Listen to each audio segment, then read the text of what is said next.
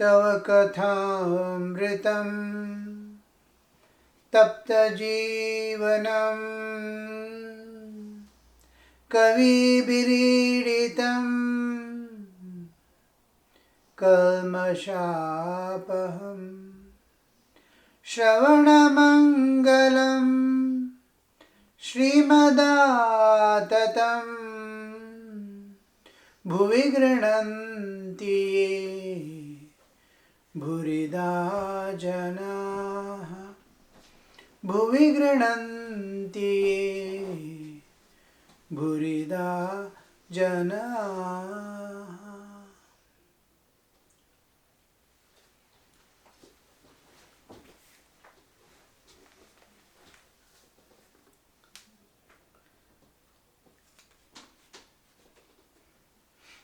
Master was standing near Nahabat. Behind the fence, he sees Yam sitting in meditation, absorbed in meditation. Absorption is something like children looking at television with great interest as if it is actually happening in front of them. They are absorbed. A kind of backward understanding will be there, a unreality. But they are not able to dissociate from that, seeing that television, till Viveka comes. Now, that understanding, they are absorbed. Mother calling, people going and coming, they are not aware of. Something interesting, either shooting is going on, fighting is going on. It's unrelated, and a kind of deep inside there will be, all this is a play going on. The reality and unreality is not referred to, but keeping engaged. Here in meditation, getting absorbed is a different type of absorption. This is also absorption of an imaginary world, of God, God's presence. Looking at it as if He is sitting in front of me. A clear vision, if I am thinking of the Saguna Sakara. Maybe within my heart I am trying to see. Maybe outside me I am trying to see. Or I may be trying to understand what is the transcendental existence beyond this creation, which is the source of me, source of this universe, and to where we have to return.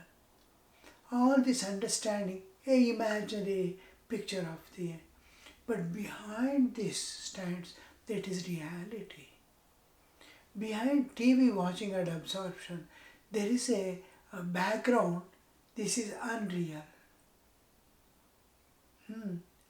Because if fire is there, burning in television, nobody will go and throw water on it. Somebody is burning, somebody is getting this one.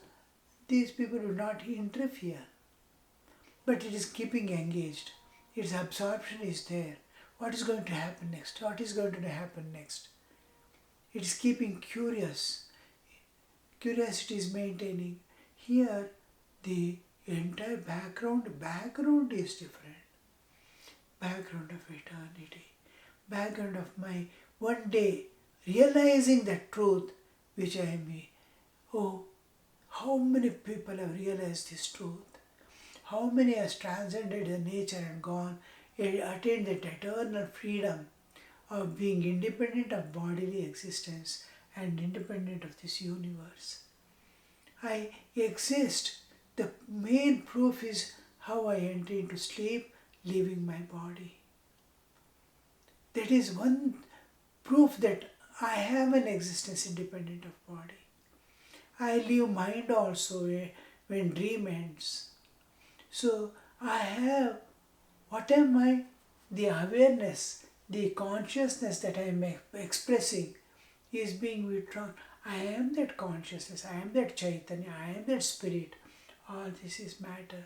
Mind also is matter. Buddhi is also matter. I am enlightening them, I am encharging them, I am giving charge to them, I am giving authority to be working as conscious entities. If body works as if it is conscious, moving about this, that, mind thinks, I am conscious, I can think. Senses think, I am able to see, I am able to hear, I am able to smell.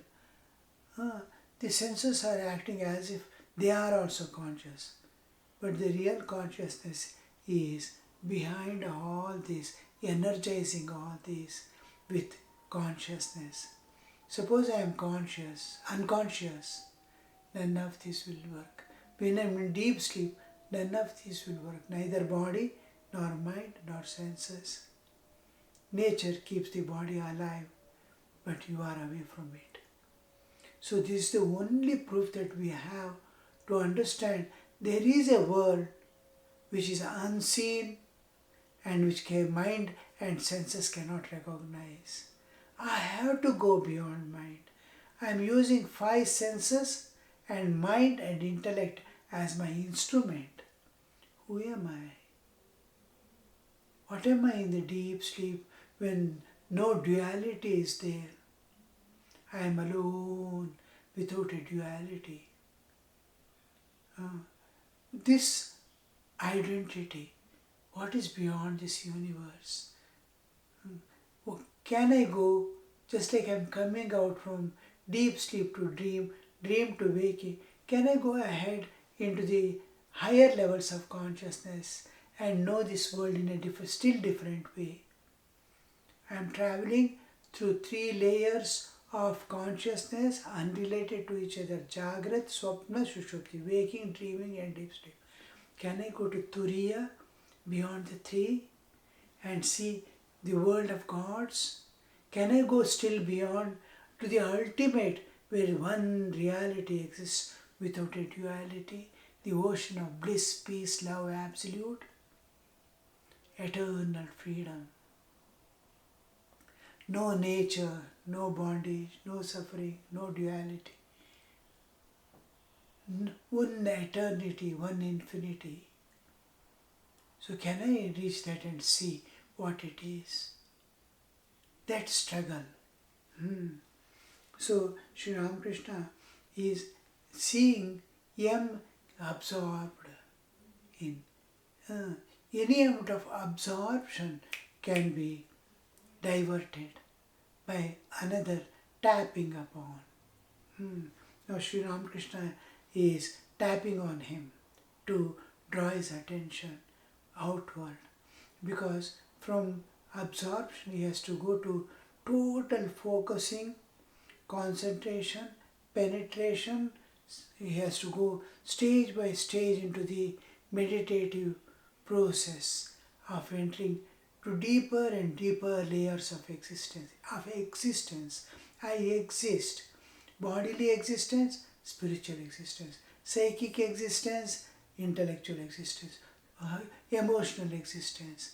They are entirely different layers, unrelated to each other. Even senses you see. I is entirely different from ear.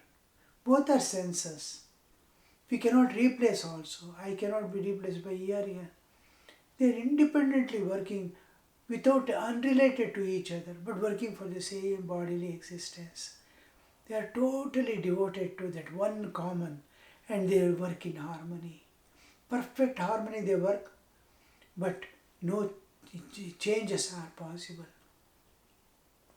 So like that, my existence, various levels of existence I have. Last is my real existence, the Atma Jnana, the self-knowledge. So Shri Krishna is diverting his attention to give him higher understanding. Now you got absorbed. How will you focus? How will you awaken your heart to weep for God? How will you merge that where you are getting absorbed through mind and intellect. Can you link your heart to that? Heart is the engine. Body, mind, all these things are just the outer covers. So can you join that? Sri Ramakrishna wants the engine to be started now. Vehicles are ready. They are aiming and standing. But the engine is off. The whole engine that drags the whole rail of locomotives, so many carriages, it is one engine is going to pull. The engine is heart. The love is the engine which is going to drag you and take all your vehicles and take it to the realm transcendental. So here Sri Ramakrishna is saying, hello, you are here, you will get results very soon, seeing the absorption. If you practice a little, then someone will come forward to help you, both in spiritual and secular. Somebody will take the responsibility. I will look after your business, I will look after you, that I can devote more and more time to for my spiritual practices. And in spiritual practices, some satsang, some person will come here in life to clear your doubts and engage you. Yang looked up at the master, startled. He never expected master to come and see. He remained sitting on the floor. Master, the time is ripe for you. Mother bird does not break the shell of the egg until the right time arrives. This is an important statement.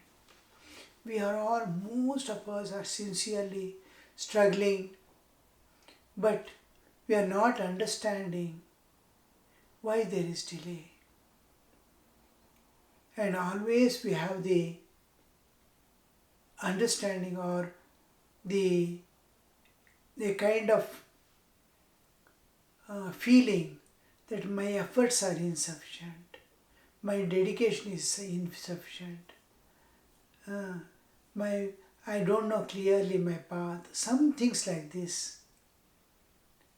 But there is a power constantly watching you, waiting for you to grow from within.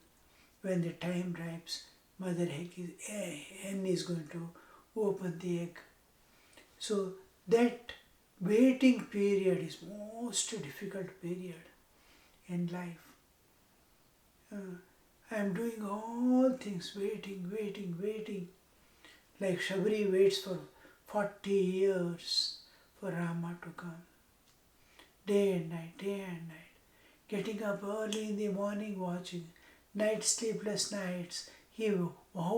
What time does he come? How does he come? At what time? Collecting flowers every day, fruits every day, keeping it ready. That Guru has told Rama will come one day. You have to give this information. She's waiting. Years pass, decades pass. At last Rama comes. Like that, this waiting period, Totapuri Maharaj, the Guru of Sri Ramakrishna, he also takes nearly 40 years for getting that spiritual realization of the Advaita, one without the second. And we see the Gopal Irma, who comes to Sri Ramakrishna with the child baby Krishna in her arms, with dangling feet. She comes to Sri Ramakrishna, and she also takes almost 40 years for that fulfillment. Struggle, waiting. So Sri Ramakrishna is telling, the mother bird does not break the shell of the egg until the right time arrives. What I told you is indeed your ideal. What I told you is your ideal. Is each one we have our own ideal. There are people who go by the bhakti path, those who go by the jnana path, yoga path, karma yoga, so many paths. Then mantra yoga is there, so many, innumerable. Then vidyas are there, dhar vidya, shri vidya. All this.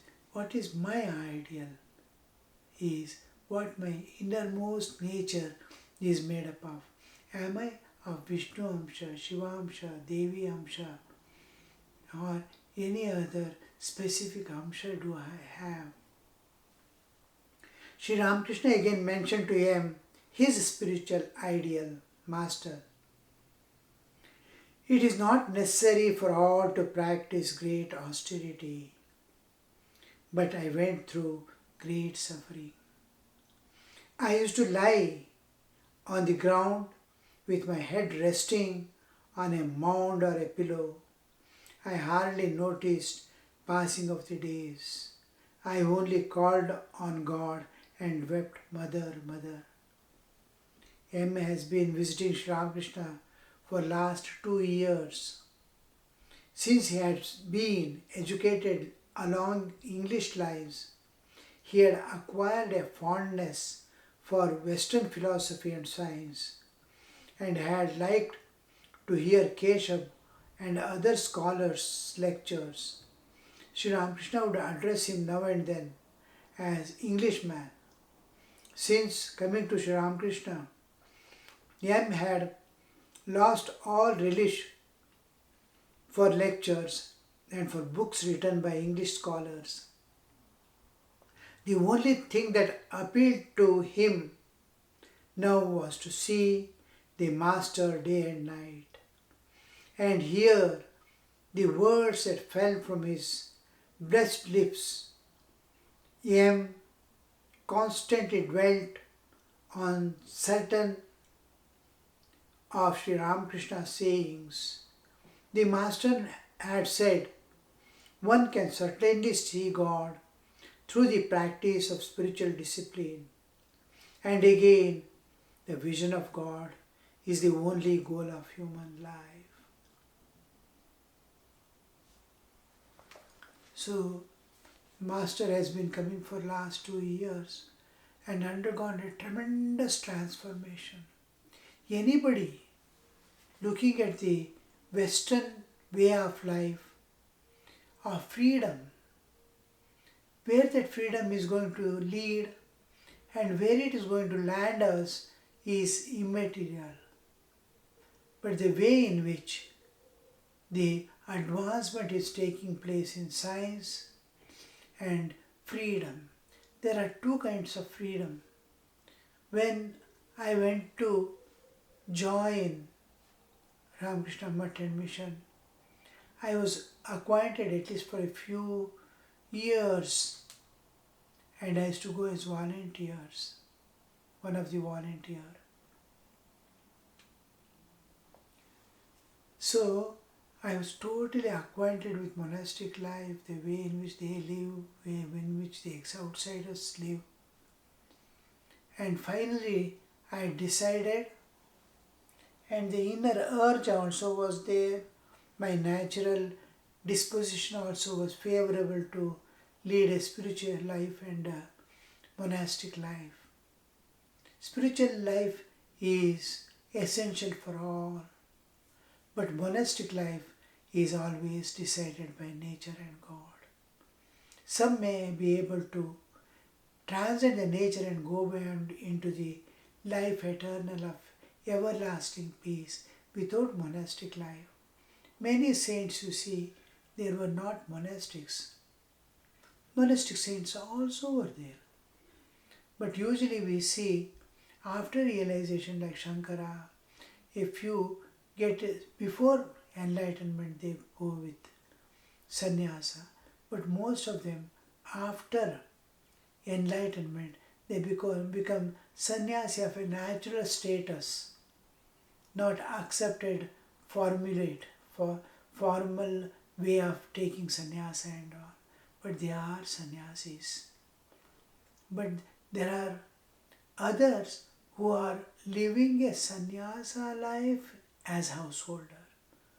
Externally they are householders with doing all the duties and responsibilities of the household, but internally they are totally unattached to things like a sannyasi.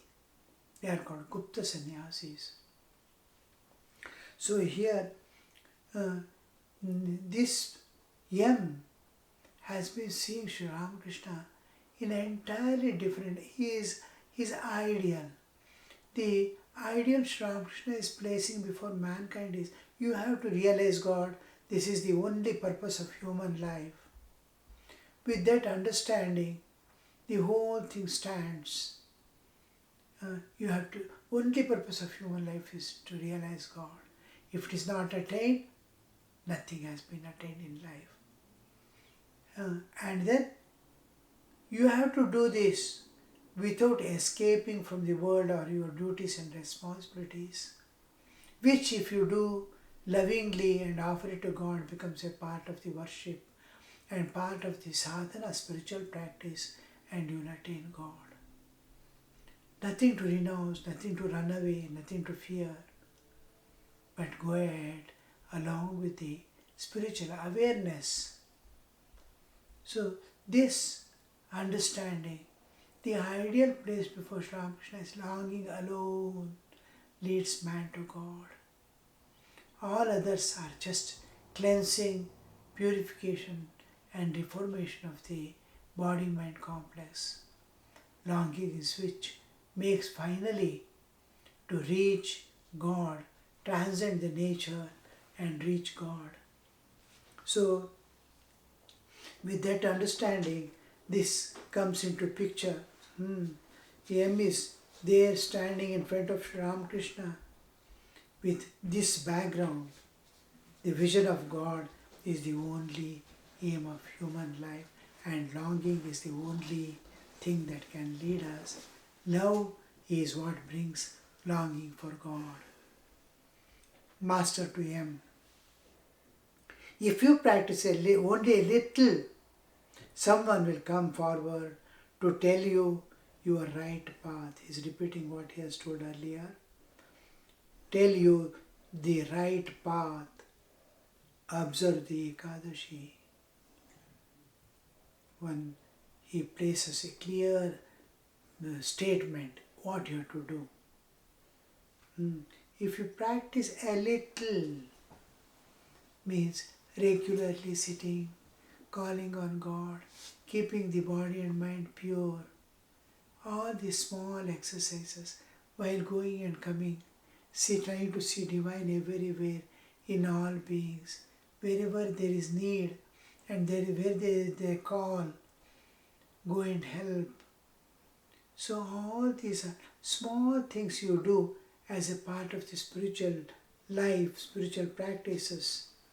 If you practice a little of that, maximum is to practice the divine awareness. Divine awareness consisting of the thought of God, the innermost layer flowing with the divine thoughts, external mind working in the world, body working in the world, inner layer, the antar prajna, in which the flow of divine thought is going in the background. Just like screen is there, in front something is happening, behind the screen something else is happening. In stages, when the front screen is open, people will be seeing there, in behind the inner screen, dressing, this, that, so many things will be going on, ready for the next screen to open.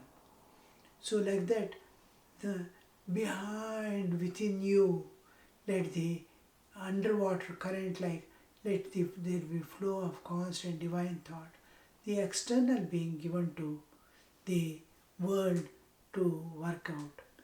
Now, this This is how a little is being done. Someone come to tell you the right path. Observe Ekadashi. Ekadashi is fortnightly coming. At least once in a fortnight. Ekadashi Upavasa. Just sitting close to God. Avoid all things that what you are taking, spending time for your maintenance of body, this, that and all. Just minimum work and activities, and whole day you spend in thought of God. That your thought may not be disturbed. One is reduction of activities. You have to bring vegetables, this, that, cook this, so many things. Then again eat, wash, and this is one part when upvasa we are reducing to. The second thing is awarenesses. I am avoiding all the awarenesses of I have to do this, I have to do that. That is subconscious mind is kept clean. Conscious mind is kept clean. Subconscious mind is also kept clean in upvasa. And the third thing is I am devoting whole time to practice unbroken thought of God. I am my something calling. My stomach is empty.